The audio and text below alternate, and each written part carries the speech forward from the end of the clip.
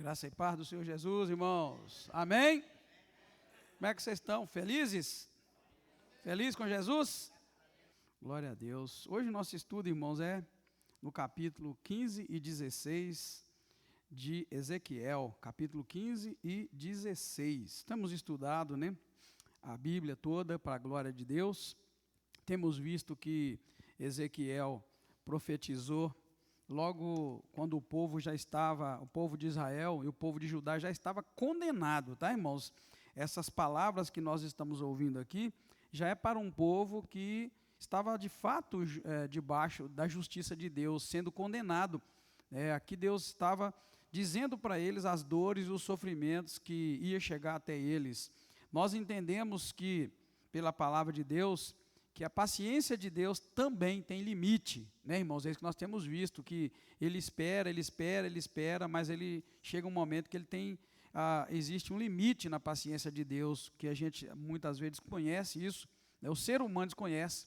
O ser humano só quer acreditar num Deus bom, que vai estar lá o tempo todo para abraçar, para perdoar, para restaurar, mas o que a gente encontra na Bíblia é que tem limite. E o que nós estamos encontrando aqui, lendo, já em Ezequiel, Jeremias, nós vimos Lamentações de Jeremias, e agora nós estamos vendo o profeta Ezequiel falando para o povo, um povo já com a determinação de Deus que eles iam pagar muito caro por causa do pecado.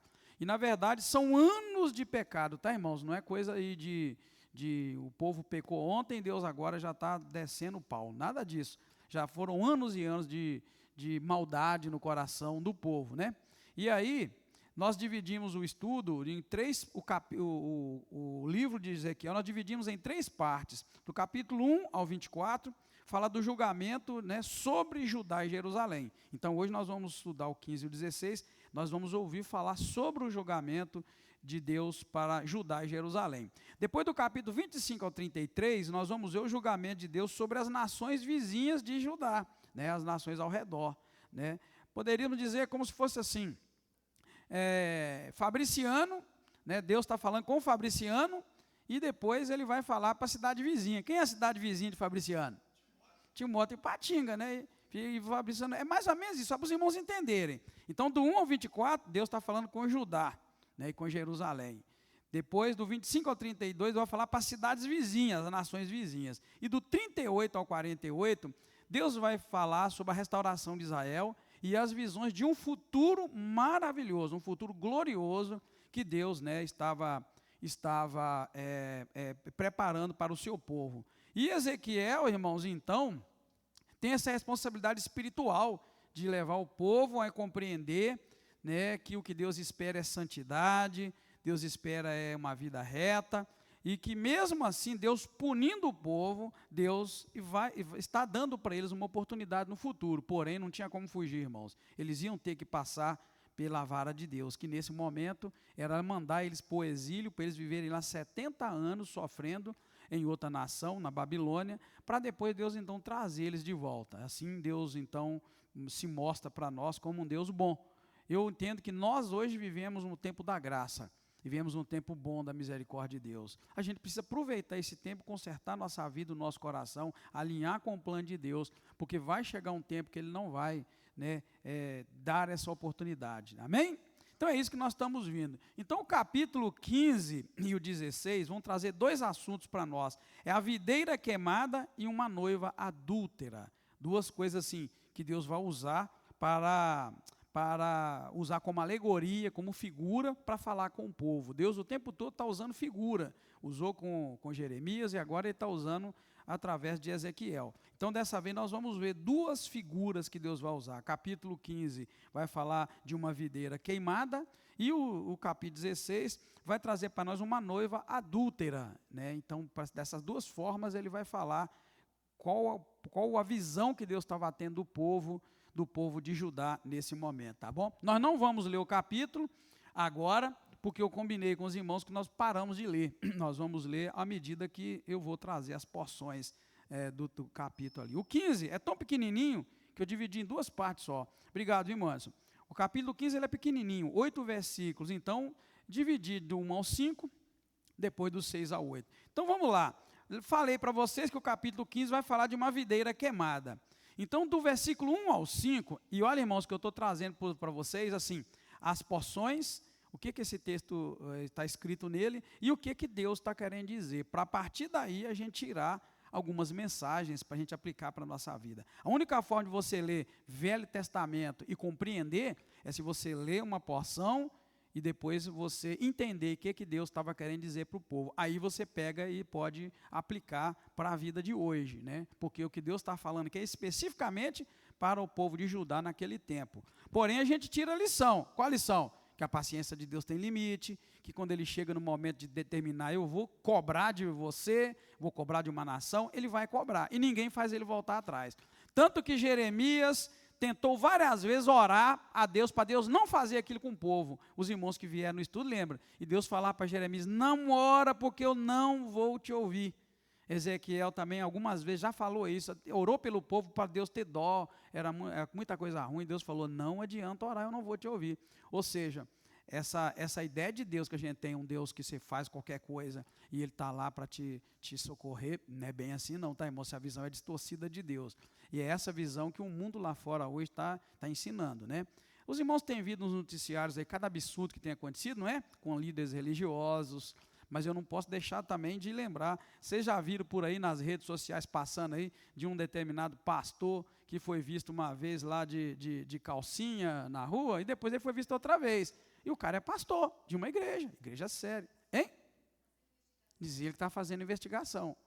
E repetiu a dose. É isso, o povo está brincando, né, de Deus, brincando de autoridade religiosa, está brincando de pastor, está brincando de líder, e o povo está gostando. Eles vão atrás desses. Pastor sério, que leva uma vida de ética, de moral, né, o cara que tem uma esposa e vive com ela tranquilo, cuida da sua família, dos seus filhos, cuida da obra de Deus, cuida do dinheiro da igreja, dinheiro da igreja é da igreja, dinheiro dele é dele. Esse tipo já está, ó. Por quê? Por causa dessas coisas nós estamos vendo. Então aqui Deus está tratando com o povo e dizendo, ó, vocês fizeram tanta coisa errada que agora não tem jeito mais não. Agora vocês vão pagar caro.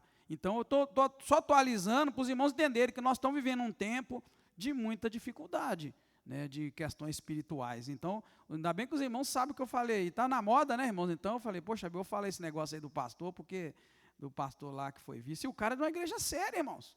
Séria mesmo, né? Igreja de fundinho de quintal aí não. Ah, mas aí que tá, né? Vai lá e não dá em nada, né?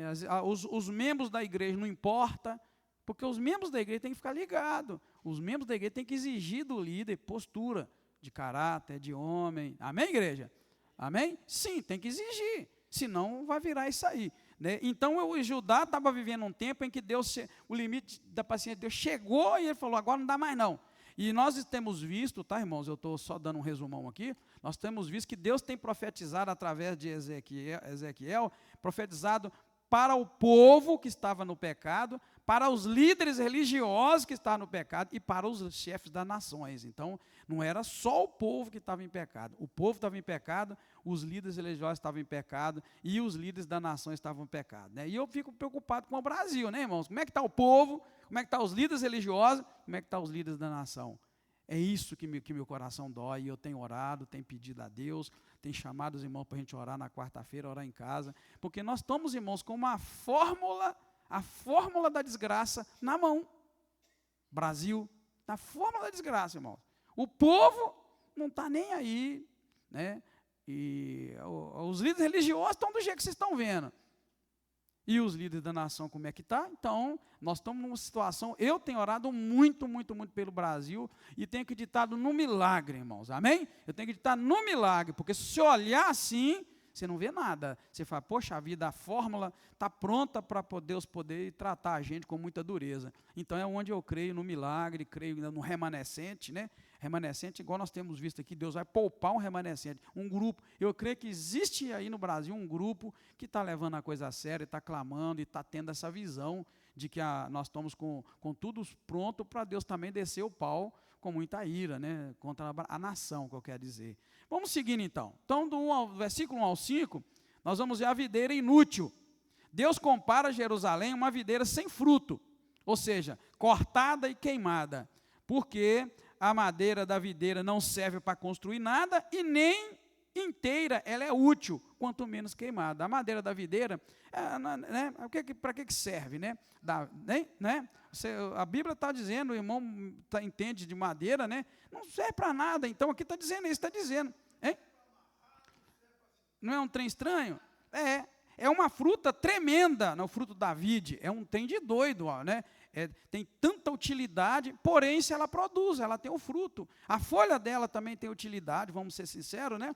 Apesar que não é o texto aqui, mas está dizendo assim, que se ela não produz, ela não presta para nada, não dá nem para você usar madeira. Então, é uma planta abençoada, mas ela precisa produzir. Então, aqui a visão que Deus está dando, a profecia através de Ezequiel, nos versículos 1 ao 5, está falando dessa videira que não produz nada, não presta para lenha e nem presta para tirar os seus frutos. Então, ela é inútil, né?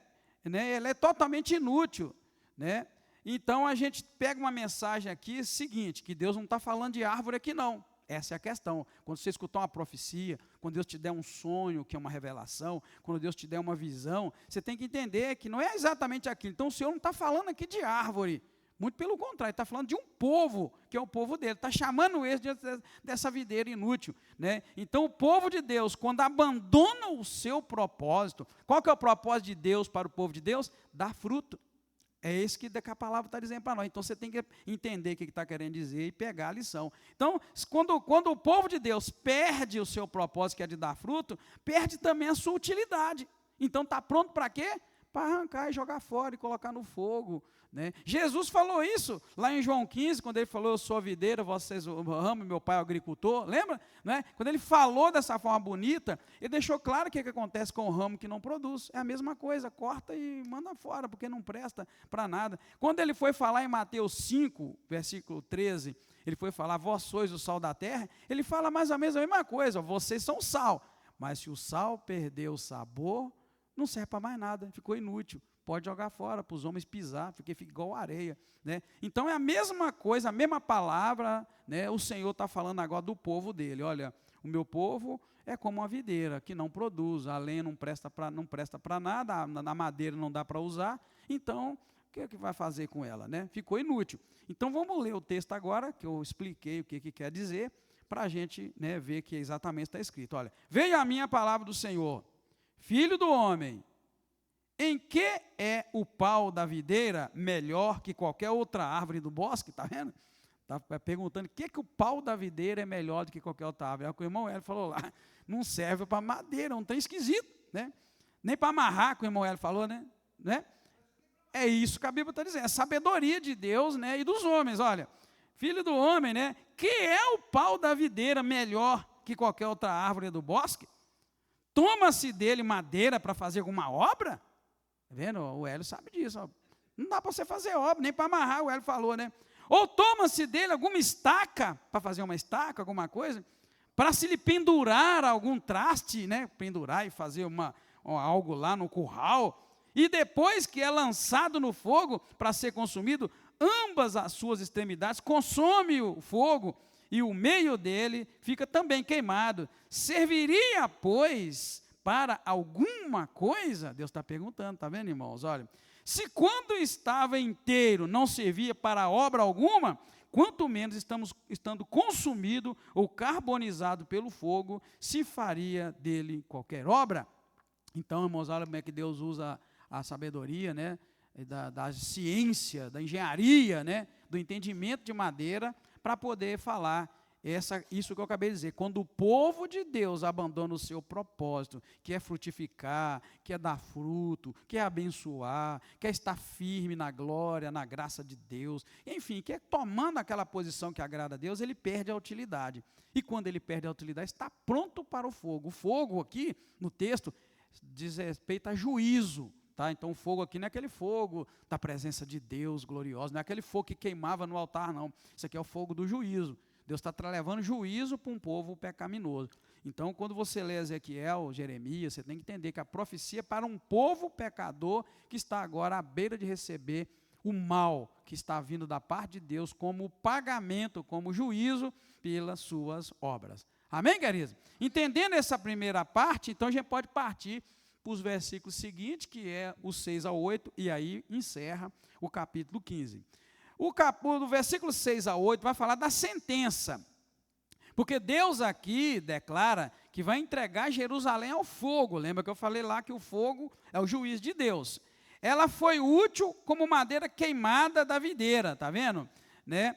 Mesmo tendo sido tirados do fogo, antes que eles foram salvos em várias ocasiões Deus tirou Jerusalém do fogo, tirou do aperto, tirou do sofrimento, tirou da espada, né? Deus livrou. Mesmo assim, eles ainda continuaram infiéis. Então, Deus está falando para um povo que não considera a bondade de Deus e o que Deus tem feito para eles ao longo dos anos. Deus fez muita coisa boa para Israel, irmãos. Desde que eles se constituíram como nação, desde que Deus escolheu Abraão, depois Isaac, depois Jacó, escolheu um povo ali para abençoar.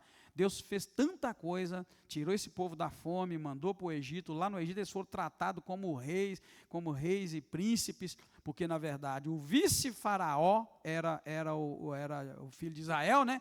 O vice-faraó, então eles foram tratados da melhor maneira, mas ali também, enquanto eles estavam vivendo do bom e do melhor, eles abandonaram Deus, passaram a sofrer. Aí sofreram na escravidão, Deus tirou eles de lá como uma poderosa, trouxe o povo para a terra, e tão logo eles chegaram na terra, eles começaram também a esquecer de Deus, começou a esquecer da bondade de Deus no deserto, em todo lugar. Então aqui Deus está falando com um povo que foi salvo várias vezes, mas que mesmo assim continuava infiel. Por isso Deus agora está determinando todo o mal. Eu não quero que você entenda e pense assim que Deus vai fazer o mal para você, para mim ou para outras pessoas, porque Deus é mal. Não, de forma alguma. E Deus nem quer fazer mal, na verdade. Amém, queridos? Deus nunca quis o mal. Porém, a gente tem que entender que Deus nos dá a oportunidade de consertar, de arranjar as coisas, porque Ele não tem prazer em destruir a vida de ninguém. Ezequiel capítulo 18, não é agora, tá, irmãos? Não é para agora.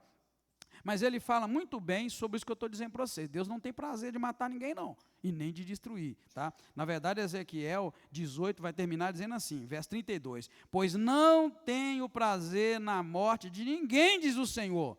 Arrependei-vos e vivei, tá?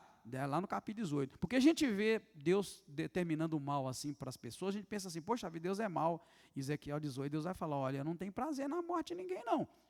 Arrependa e viva. Ou seja, eu não tenho prazer na morte de ninguém, mas se não arrepender, não vai viver.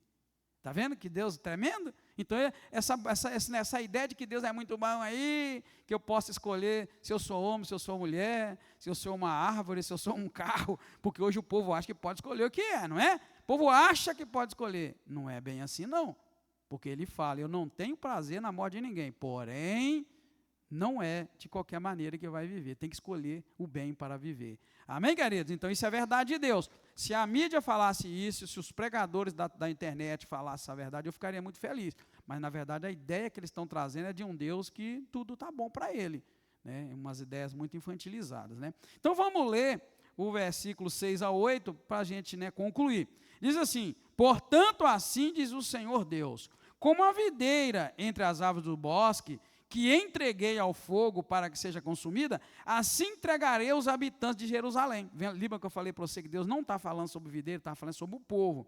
Porém, a minha face contra eles, embora possam sair do fogo, o fogo ainda os consumirá. E quando eu estiver posto a minha face contra eles, sabereis que eu sou o Senhor. Tornarei a terra em desolação, porque foram infiéis, diz o Senhor Deus. Está vendo? Porque foram infiéis, eu vou tornar a terra em desolação. É onde eu tenho meu medo da nação brasileira, dos líderes e dos nossos líderes da nação. Ó, o povo, os líderes religiosos e os líderes da nação. Porque se nós não tivermos ninguém aqui fiel, irmãos, nessa linha, o que será de nós? Será que vai ser diferente da Bíblia, do que ele fez com as nações da Bíblia? Poxa vida, quando eu olho o sofrimento de Cuba, de Venezuela, de outros lugares, eu fico pensando assim, Deus não é ruim.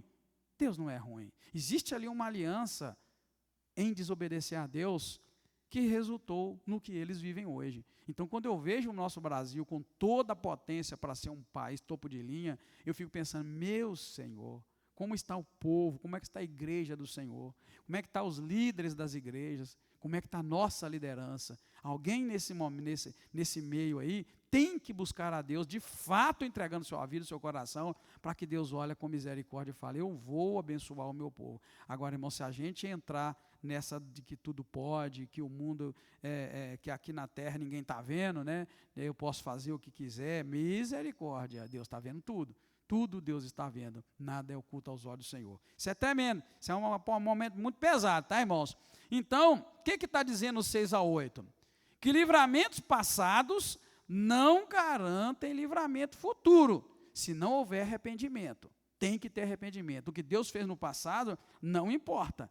Deus pode ter nos livrado inúmeras vezes, mas isso não garante que Ele vai nos livrar. Tem que ter arrependimento, né? Deus quer de nós fidelidade, não só história. Sabia? Deus quer de mim fidelidade, não é só história não. Não importa a minha história passada. Ai, como eu vivi na presença de Deus, como era bom aqueles momentos. Isso é passado. Eu preciso estar bem com Deus hoje e estar bem no futuro. Por isso que muita gente perde a bênção de Deus. Muitas pessoas vêm a Deus, vêm a Jesus, e Deus começa a dar promessas de bênção para eles. Eles entram bem e Deus fica firme nas suas promessas. Aí, de repente, o povo só vive de passado. Muda de vida, muda seu estilo, esquece de Deus, esquece das coisas de Deus e fica vivendo de bênção passada, pensando que Deus tem compromisso. Não funciona assim. Você vê que Deus assumiu um compromisso com Abraão, passou a bênção para Isaac, para Jacó, depois foi com vários homens, Davi foi um deles, mas mesmo assim o povo está aqui sofrendo agora. Nos tempos de Ezequiel, Deus está descendo o pau no povo. Deus não esqueceu da aliança que fez lá atrás com Abraão, com Isaac, com Jacó, com Davi. Não esqueceu da aliança não. Porém o povo está pagando um alto preço pelo seu pecado. Deus nunca esquece da sua aliança. Mas o que a gente tem que entender é que não se vive de fidelidade passada, se vive de fidelidade presente. É hoje que Deus está te provando. Essa fidelidade é que vai gerar fruto na sua vida. Ou não, se você for infiel. Então Deus nos prova na hora do aperto. A prova é agora, é hoje, a fidelidade de hoje é que vai gerar fruto. A do passado já era. Né? Não importa o quanto fiel nós fomos no passado, e nem o quanto nossos pais foram fiéis. Importa é o quanto você está sendo fiel. É isso que determina a bênção ou a maldição. Porque a prova vem, exatamente, ela é prova. Prova vem para você ser aprovado, não reprovado. Mas depende de você ser aprovado nela ou não. Não é assim? Não adianta o tanto que você estudou. Estudei demais para passar nessa prova. Pois então passa. Porque se não passar, já era. Né? Enfim, é assim que funciona, tá, irmãos? Pulando para o capítulo 16, lembra que eu falei para vocês que é pequeno esse capítulo? O capítulo 16, irmãos, já vai falar da parábola da noiva infiel, né? Ou da noiva adúltera, tá? Meu Deus, aqui a palavra é pesada, chega a ser pesada mesmo. O versículo de 1-14 vai falar sobre o amor de Deus pela cidade abandonada, e vai usar aí a figura de uma menina rejeitada, jogada no campo ao nascer. Deus vê essa menina, cuida dela, faz ela crescer, e depois toma a menina como esposa. Ele a veste, a embeleza, e ela se torna famosa por causa da beleza. Então Deus usa essa figura dessa menina, que foi rejeitada, abandonada, e que ele vê, ele cuida, faz ela ficar bonita, com vestes, embeleza ela, com joias preciosas, e ela se torna famosa. Primeira etapa, né? Primeira parte. Então vamos ler do versículo 1-14. Veio a mim, veja bem, irmãos, tudo isso é a palavra de Deus, né, que está vindo a Ezequiel. Veio a mim a palavra do Senhor: filho do homem, faze conhecer a Jerusalém as suas abominações, e diz-lhes, olha bem, assim diz o Senhor Deus a Jerusalém: a tua origem e o teu nascimento procedem da terra dos cananeus. Teu pai era amorreu e a tua mãe Eteia. Quanto ao teu nascimento, no dia em que nasceste, não te foi cortado o umbigo, nem foste lavada com água para a tua purificação. Tampouco foste esfregada com sal, nem envolta em faixas. Não se compadeceu de ti olho algum, para te fazer alguma dessas coisas. Antes, foste lançada em pleno campo, pelo nojo de ti, no dia em que tu nasceste. Está vendo? Uma criança rejeitada, tá, irmãos? Passando eu por ti, vi-te banhada no teu sangue, eu disse: ainda que esteja no teu sangue, vive. Sim, disse-te, ainda que esteja no teu sangue, vive. Ou seja, revolta no sangue, mas não estava morta, né? Então o Senhor viu.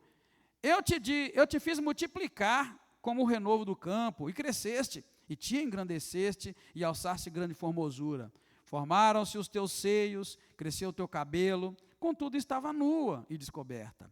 Passando eu por ti olhei, e vi que o teu tempo era tempo de amores. Estendi sobre ti as abas do meu manto, e cobri a tua nudez. Dei-te juramento, e entrei em aliança contigo, diz o Senhor Deus, e tu ficaste sendo minha. Está vendo? O Senhor casou, é uma visão, né? É uma palavra que Deus está dizendo assim.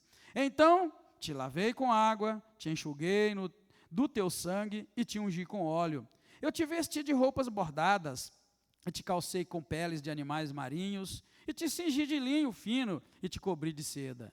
Eu te adornei com enfeites, pus braceletes em tuas mãos, e um colar no teu pescoço. E te pus uma joia na testa, pendentes nas orelhas, e uma linda coroa na tua cabeça. Assim, foste adornada com ouro e prata. O teu vestido foi de linho fino, e de seda e de bordados. Nutriste-te de flor de farinha, de mel e óleo. Foste formosa em extremo e próspera, até chegares a ser rainha. Correu a tua fama entre as nações, por causa da tua formosura, pois eras perfeita, por causa da minha glória que eu tinha posto sobre ti, diz o Senhor Deus. Está vendo, irmãos? Uma menina jogada, abandonada, nem o umbigo tinha sido cortado direito, o cordão umbilical, estava lá. O Senhor passou, pensou até que estava morta, mas ele olhou, ela estava respirando, pegou essa menina, cuidou, cresceu. Quando cresceu os peitos dela, virou mocinha, aí chegou o tempo dos amores, ele pega, toma ela como esposa, veste ela bem, de joias caras, de ouro, de prata, coloca bracelete na mão dela, enfim, faz ela ficar linda, e todos que passavam admiravam de tão linda que ela ficou. Porém, o texto vai terminar o 14 dizendo assim, olha, correu a tua fama entre as nações, olha bem, por causa da tua formosura, pois eras perfeita, por causa da minha glória que eu tinha posto sobre ti. Está vendo, irmão? Apesar que desenhou a imagem de uma menina que estava morrendo, jogada, uma bebezinha, e que o Senhor cuidou, fez ela crescer, mas o Senhor diz, a formosura dela é porque o Senhor colocou nela essa beleza. E isso é o que Deus faz com a minha vida e com a sua. Só que os prazeres do mundo, às vezes, falam mais forte do que tudo isso que Deus faz com a gente. A gente pode pegar isso aqui, que Deus está falando para a nação, e encarar para mim, foi isso que Deus fez para mim, é isso que Deus fez comigo. Deus me fez isso tudo comigo e fez com você. Só que nós vamos ver o final, essa aqui é só a primeira parte, né? Apesar de tudo que Deus fez por ela, cá na frente o trem fica feio o que ela faz. Ela adultera com milhões e centenas de homens. Então, boa parte de nós trai Deus, apesar de Deus ter feito tudo isso conosco. Pegou a gente que estava morrendo do nada e nos fez ser um homem, uma mulher digno de honra, que a beleza que nós temos não é a beleza física, na verdade. É igual está dizendo aqui, olha, é por causa da minha glória que eu tinha posto sobre ti. A glória de Deus sobre o crente, irmãos, é que faz o crente ser bonito, lindo, perfeito, admirável. Porém, a glória do mundo, às vezes, fala mais alto.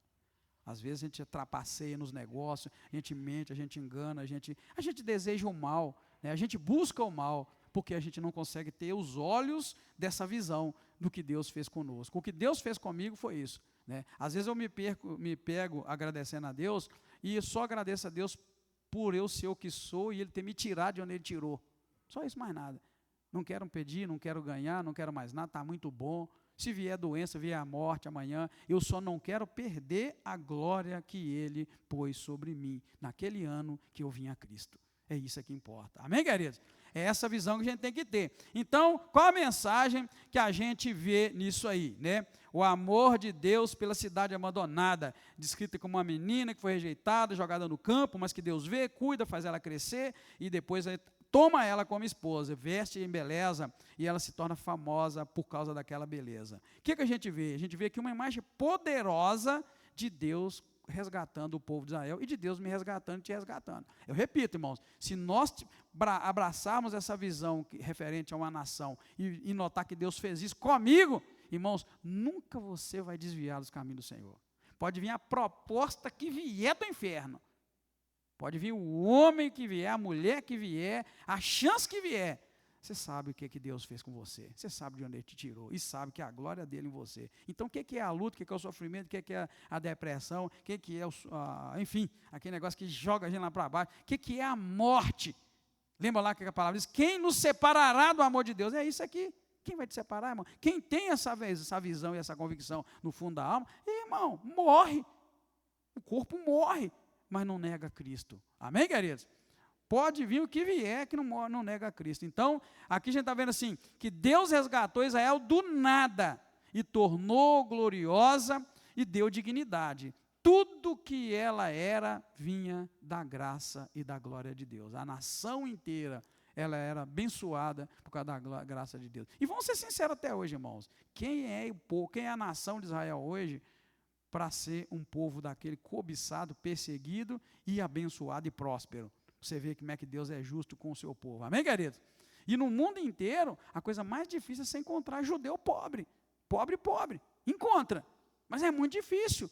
Porque é um povo que está debaixo da graça de Deus. Ainda há a beleza de Deus naquele povo. Enfim, a gente vai pensando nisso como nação e vai entendendo. Um povo desse tamanhozinho, sabe? A nação deles lá é menor do que São Paulo. Olha o tamanho que é o Brasil. O povo é do tamanho de São Paulo, talvez menor ainda. E é o que é. Hein? Não, estou falando em número de gente mesmo. Então, a gente sabe que é um lugar, irmãozinho, é incrível. Porém, é o que é. Aterroriza, tem medo, países levantam a favor, país levanta contra, mas levanta a favor. Aí, ainda, né, a graça de Deus sobre esse povo, que a gente sabe ali onde eles estão, onde vive, e é tranquilo a gente pensar. Porém, guarda isso, tá, irmãos?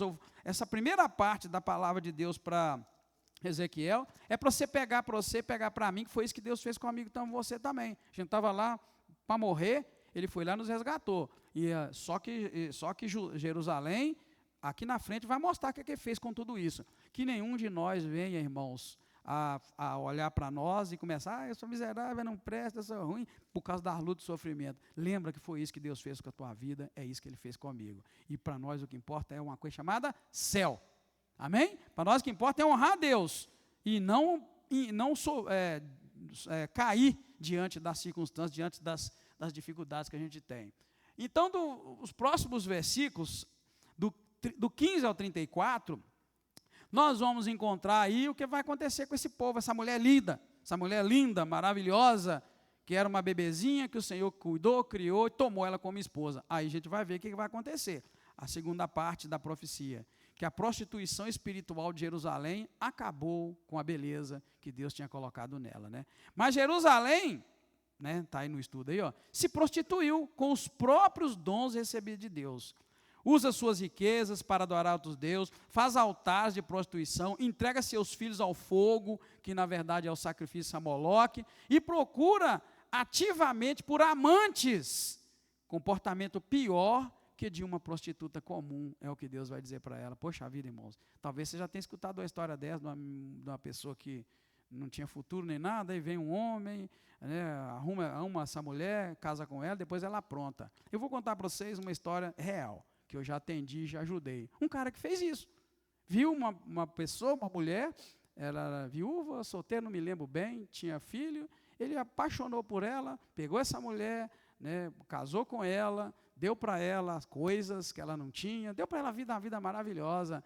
E aí chegou um dia, o cara me procurou para atendimento, eu atendi, né? Chegou um dia que ela simplesmente chegou perto dele e falou, olha, eu não quero ficar com você mais não. Arrebentou com o cara. Eu não quero ser mais não. E já logo falou que tinha outro, e mais não sei quem. Falei, meu Deus do céu, parece que isso aqui, né? É isso que Deus está mostrando. Então isso acontece. As pessoas, às vezes, não conseguem entender o bom e a bondade de Deus, o que Deus está fazendo. Então, é isso que nós vamos encontrar nesses versículos, que é esse comportamento que Deus está dizendo, que é pior do que uma prostituta comum, né, o que Jerusalém vai fazer. Então, agora nós vamos ler do 15 até o 34, que é essa passagem.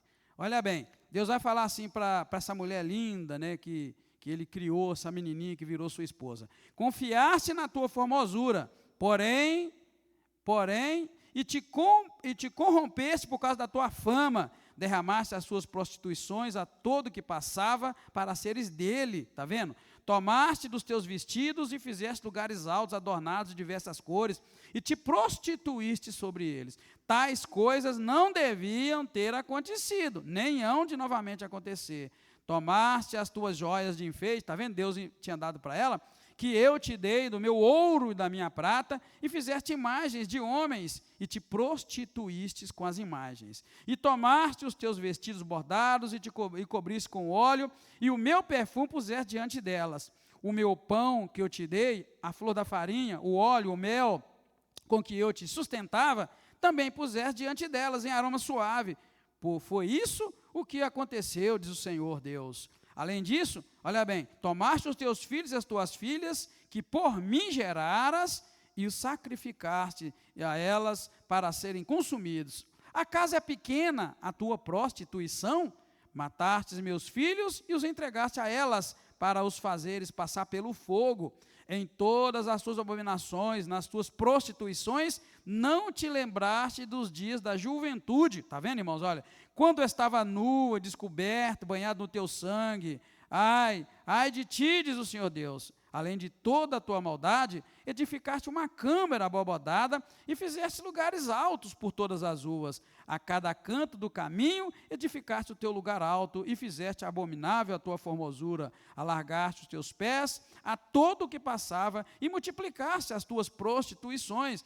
Também te prostituíste com os filhos do Egito, teus vizinhos, grandemente carnais, e multiplicaste a tua prostituição, provocando minha ira. Pelo que estendi a minha mão contra ti e diminuí o teu território. Entreguei-te à vontade das que te odeiam, as filhas dos filisteus, as quais se envergonhavam no teu caminho depravado. Também te prostituíste com os filhos da Síria, porque eras insaciável, prostituindo-te com eles, nem ainda assim te fartaste. Antes, multiplicaste as tuas prostituições, até no país dos comerciantes, a Caldeia, e ainda com isso não te fartastes.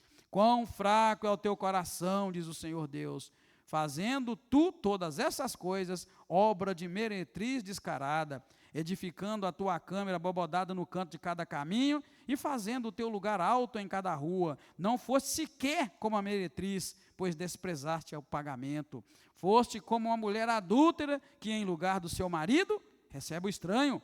A todas as meretrizes se dá dinheiro, mas tu dás presente aos teus amantes, subornando-os para que venham a ti de todas as partes, pelas tuas prostituições. Assim que contigo sucede o contrário de outras mulheres nas suas prostituições, pois após ti não andam para a prostituição, porque tu dás o pagamento e nada recebe. Poxa vida, irmãos, está vendo o que Deus está dizendo do povo de Israel, da nação?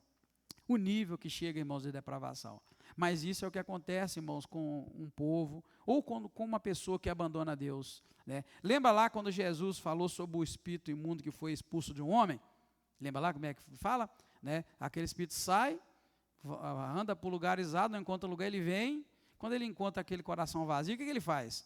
Ele volta, depois ele traz com ele mais 7, e o último estado daquele homem é pior do que o que ele estava antes. Então é isso que acontece quando a gente, irmãos, não reconhece o que Deus fez, de onde Ele nos tirou, como Ele é bom, como Ele tem feito coisas boas. E aí, se a gente enfraquecer, cai numa situação dessa. É por isso que aqui está falando assim, que Jerusalém se tornou pior do que qualquer meretriz, né? Ela pagava as pessoas para prostituírem com ela. Tamanho era o pecado do povo. Então eu morro de medo, irmãos. Tenho muito medo da nossa nação brasileira, tá bom? Muito medo mesmo. Então aí a gente vê uma palavra chocante, tá, irmão? Isso aí é chocante, né? Versículo 15 ao 34.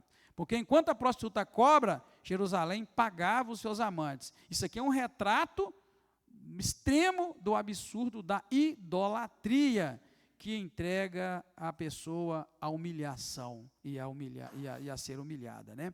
Então, é isso que Deus está dizendo, né? Que ela era uma mulher vulgar a esse nível, porque ela abandonou aquele que deu para ela tudo. Ele chega a lembrar: esqueceste de quando era menina, quando era pequena, como é que você vivia, quase morta, e eu te levantei e eu te socorri. Porque a gente não pode esquecer nunca de onde Deus nos tirou, tá, irmãos? Não fica querendo não fique querendo esquecer de onde você saiu, não.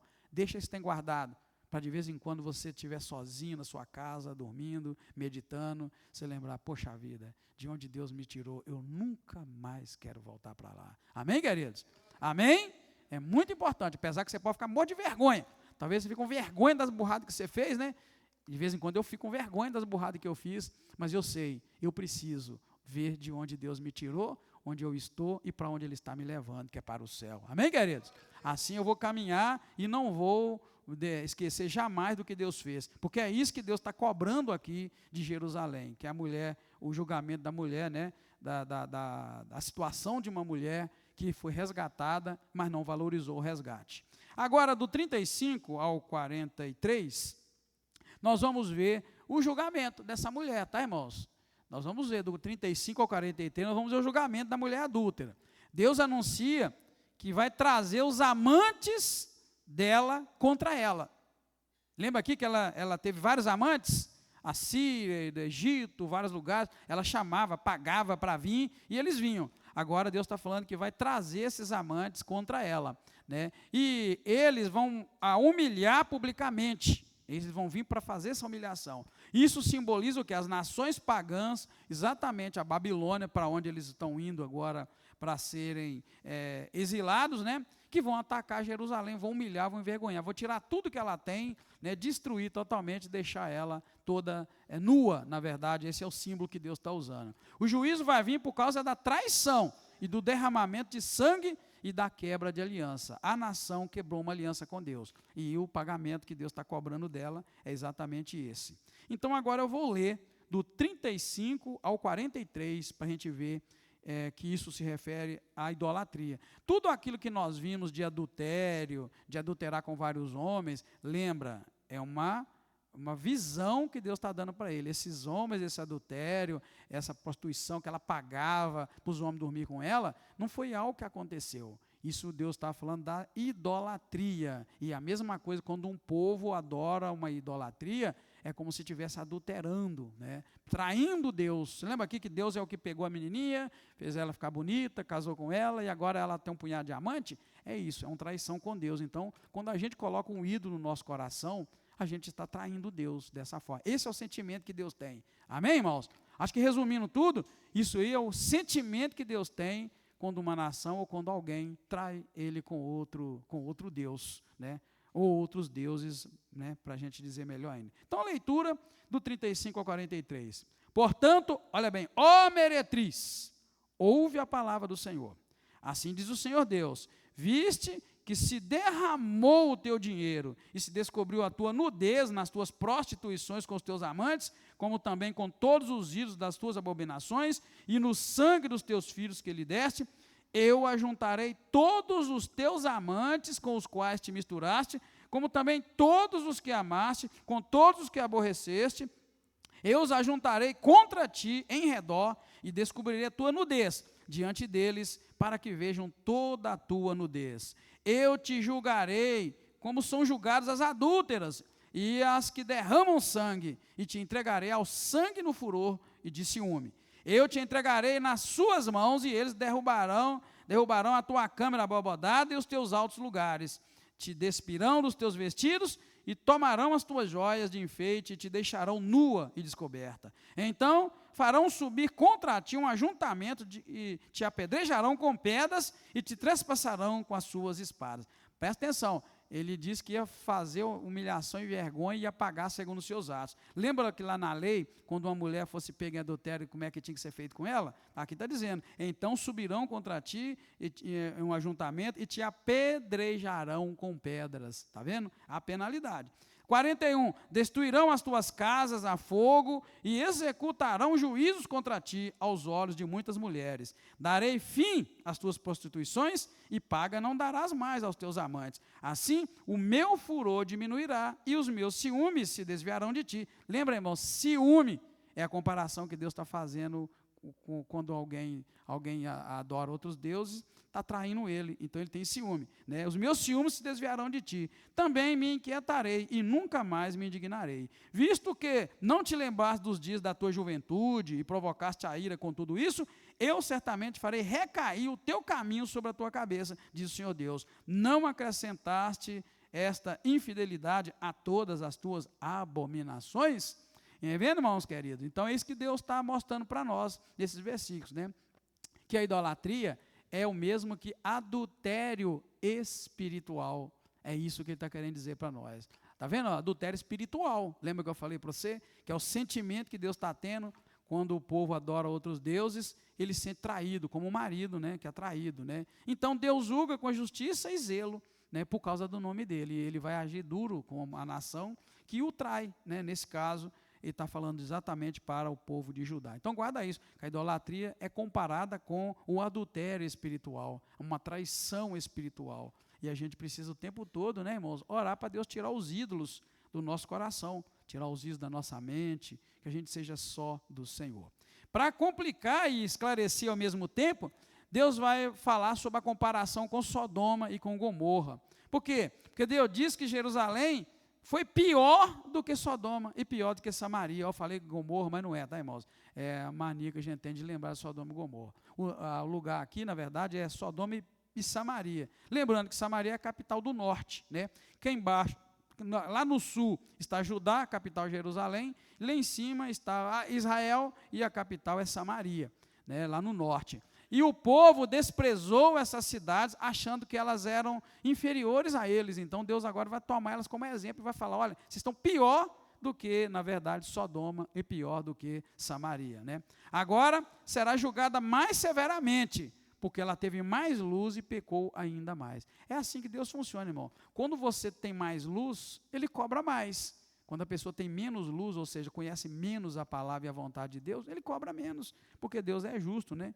Então vamos fazer a leitura do 44 até o 52. Diz assim, olha: todo o que usa de provérbios usará contra ti este provérbio, dizendo: qual a mãe, tal é a filha. És tu, filha de tua mãe, que tinha nojo do seu marido e de seus filhos? Tu és a irmã de tuas irmãs, que tinha nojo de seus maridos e de seus filhos. Vossa mãe foi Eteia, e o vosso pai a morreu. Tua irmã mais velha é Samaria, ela e suas filhas, que habitam à tua esquerda. Tua irmã mais nova, que habita à tua direita, é Sodoma, e suas filhas. Todavia, não andaste nos seus caminhos, nem fizeste conforme as suas abominações, mas, como se isso fosse pouco, ainda te corrompeste mais do que elas em todos os teus caminhos. Está vendo, irmãos, como é que Deus está falando? O pecado deles é maior do que o de Samaria, maior do que o de Sodoma, né? Aí, seguindo: tão certo como eu vivo, diz o Senhor Deus, não fez Sodoma tua irmã, ela e suas filhas, como fizeste tu e tuas filhas? Ora, foi esta a maldade de Sodoma, tua irmã, soberba, fartura de pão e abundância de ansiedade, teve ela e suas filhas, mas nunca amparou o pobre e o necessitado. Elas se ensoberbeceram e fizeram abominação diante de mim, pelo que, ao ver isso, tirei-as do seu lugar. Samaria não cometeu metade de teus pecados. Multiplicaste as tuas abominações mais do que elas, e justificaste as tuas irmãs com todas as abominações que fizeste. Sofre a tua vergonha, tu que julgaste as tuas irmãs pelos teus pecados, que cometeste mais abominações do que as delas, mais justas são do que tu. Envergonha-te logo também, e sofre a tua vergonha, pois justificaste as tuas irmãs. Poxa vida, olha como é que Deus está falando. Você é pior do que, né, essas cidades, as tuas irmãs, que ele está chamando aqui, que é Samaria e é Sodoma. Então, o que nós encontramos do 44 ao 52? É um alerta. Isso aqui é um alerta para nós. Que quanto maior o privilégio que Deus nos dá, maior é a responsabilidade. Quanto mais luz Deus derrama sobre nós, quanto mais ensinamento, quanto mais conhecimento, quanto mais lições Deus nos dá, mais responsabilidade a gente tem. Porque se eu não sabia ontem que algo era pecado, se eu não sabia, o modo de Deus me tratar até ontem era um. Mas agora que hoje eu sei, iluminados os meus entendimentos, o Espírito Santo de Deus me mostrou, eu aprendi que tal coisa não se deve fazer, agora eu tenho responsabilidade sobre isso. É isso que quer dizer: conhecereis a verdade, e a verdade vos libertará. Amém, igreja? Amém? Então é melhor a gente nem saber muito, porque se você sabe, você tem que viver agora de acordo com aquele ensinamento. Por isso que a gente precisa da graça de Deus na nossa vida, irmão. Por isso que é preciso estudar a Bíblia, ter estudo bíblico, para a gente, né, conhecer melhor os caminhos de Deus, né? A arrogância, né, diante da graça é fatal. tá? Eu escrevi isso aqui para eu falar para vocês, que esse alerta espiritual. Quanto maior o privilégio espiritual, maior a responsabilidade, né? Por isso que a Bíblia vai dizer, para a gente não querer muitos de nós ser mestres. Tá, lembra lá? Para a gente tomar cuidado e não muitos de nós querer ser mestre. Por quê? Quando você é mestre, você aprende mais. Quando você aprende mais, você tem mais responsabilidade. Não é? Você tem responsabilidade sobre aquilo que você sabe. Então é melhor você nem saber. É melhor você nem saber. Porque no dia que você sabe, agora você tem responsabilidade. Não é assim que funciona? Ué. No dia que você sabe, você tem responsabilidade sobre aquilo. Agora você tem que cuidar daquilo, transmitir a verdade, cuidar para viver de acordo com aquela verdade. E pronto, né? É bacana isso, né, irmãos? E o que nós entendemos também aqui que Deus está querendo dizer? Que a arrogância diante dessa bondade da graça de Deus, ela traz para nós um estrago muito grande. Porque, às vezes, a gente se torna arrogante. Você sabe o caminho que deve seguir, mas não segue. Eu amo o texto de Tiago, que vai dizer assim, todo aquele que sabe o bem que deve fazer e não o faz, comete pecado. A minha tradução fala desse jeito, eu amo ela, porque ela fala assim, todo aquele que sabe o bem que deve fazer e não o faz, comete pecado. É isso que está querendo dizer aqui, tá bom? Né? Quanto maior o privilégio espiritual, maior a responsabilidade. Eu sei, então agora eu tenho que pegar aquilo, colocar aqui de certa forma em prática. Talvez você não consiga amanhã, mas você vai tentar, até um dia você conseguir. Amém, queridos? Não é que você vai saber que é assim que tem que ser feito, você vai conseguir fazer hoje. Tem coisa que a gente vai lutar, porque tem coisa que passa pela nossa mente, tem coisa que passa pelo desejo, não é assim? Por exemplo, todos nós sabemos que certas comidas são veneno.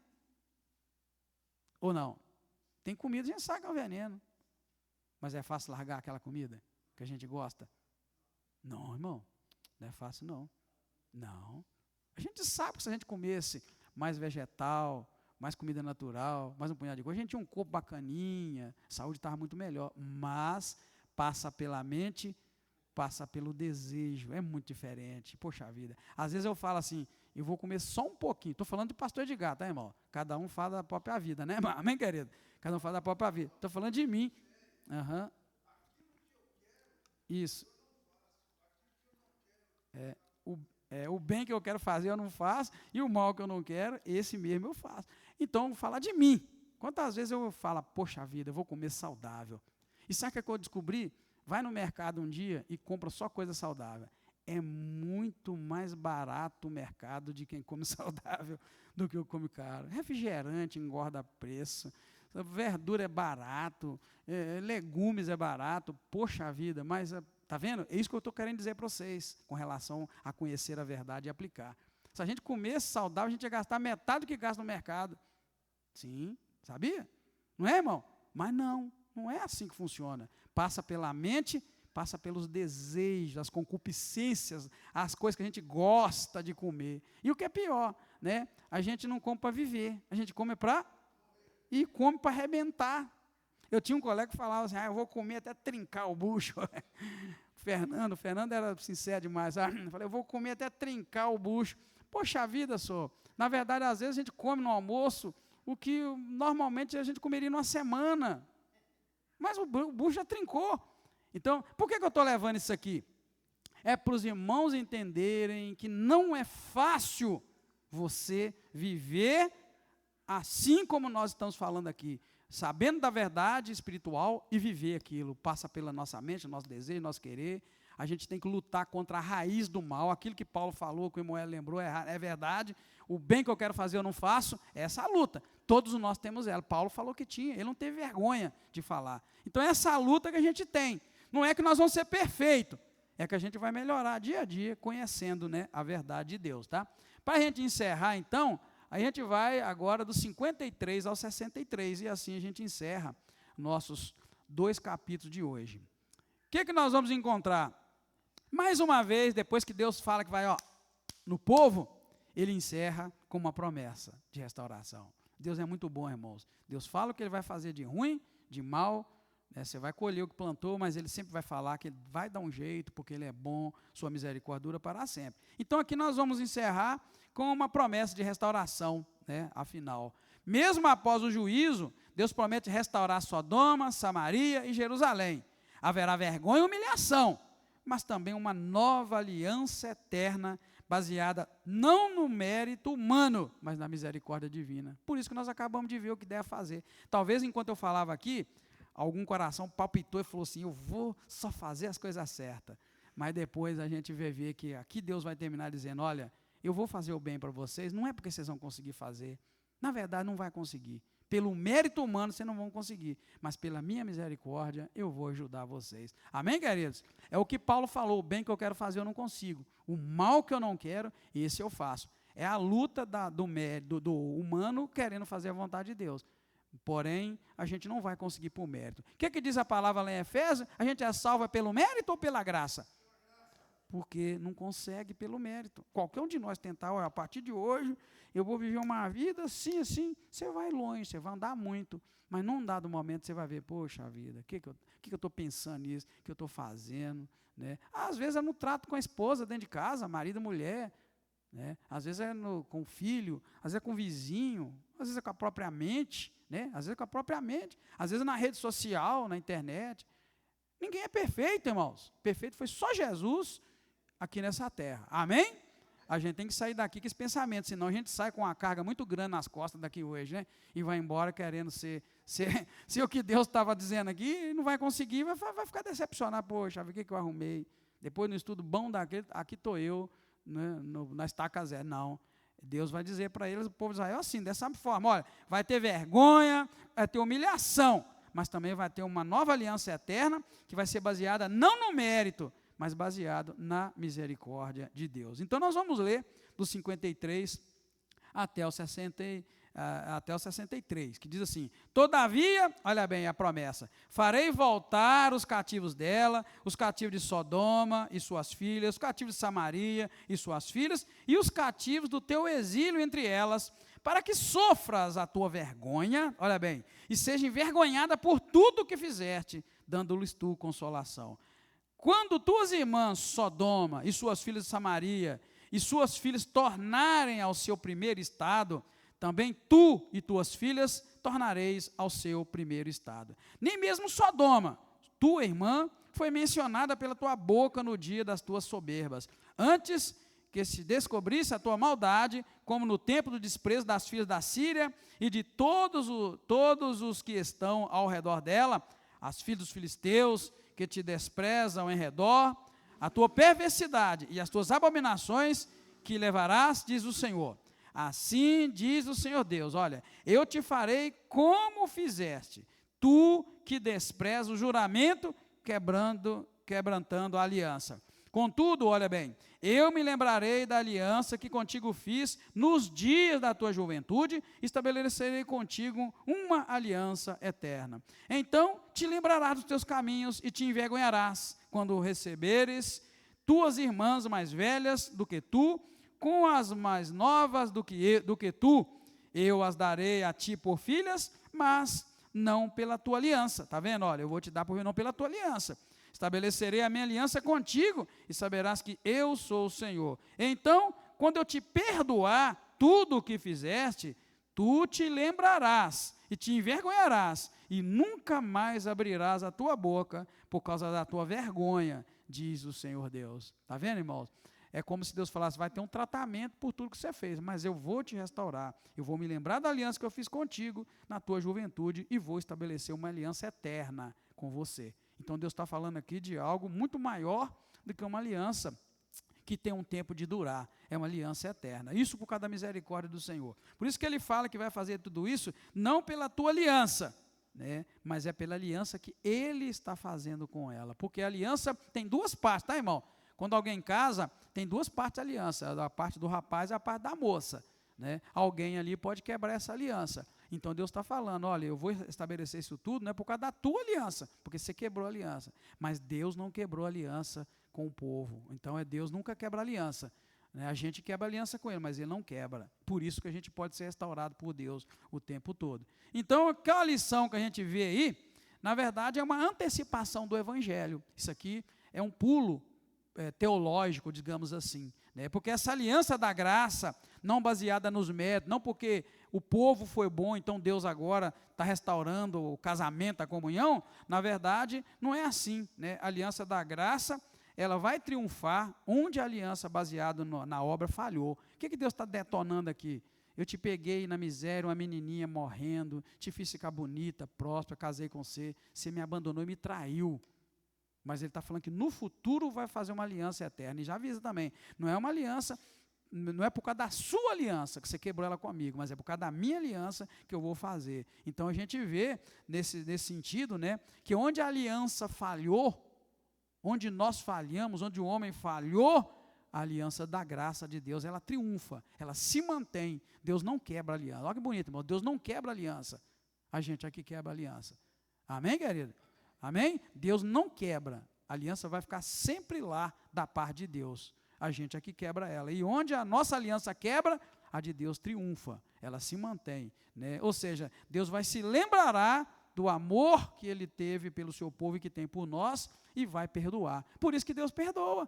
Por isso que a gente faz as coisas erradas, Ele perdoa, porque a aliança de Deus não quebra, a nossa quebra, né? Apesar que Ele falou aqui de como se fosse um marido ciumento, você viu? Um marido bravo, marido ciumento, que estava com muita raiva e detonou com a mulher, porque ela fez aquilo, mas depois Ele vem e fala, eu vou restabelecer, e dessa vez uma aliança eterna. Você quebrou a aliança, mas eu não quebrei. É Deus dando outra oportunidade, né, irmãos, para nós, dando outra oportunidade para o seu povo Israel. Amém?